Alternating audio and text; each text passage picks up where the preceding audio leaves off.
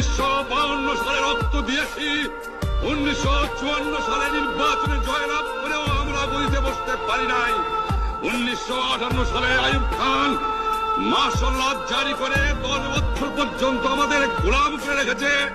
1967 সালে 6 দফার আন্দোলনে 7 জুনে আমার ছেলেদের গুলি করে হত্যা করা হয়েছে।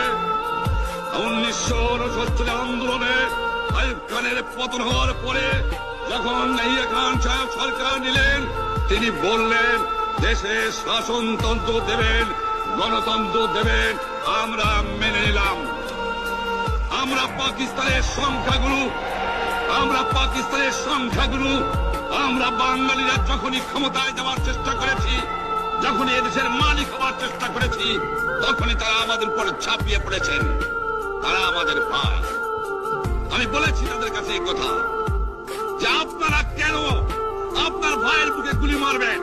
আপনাদের রাখা হয়েছে যদি বহিঃশত্রু আক্রমণ করে তার থেকে দেশটাকে রক্ষা করার জন্য। অনুরোধ করছি, আপনারা আমাদের ভাই, আপনারা দেশকে একেবারে জাহান্নামে ধ্বংস করে দিয়েন না।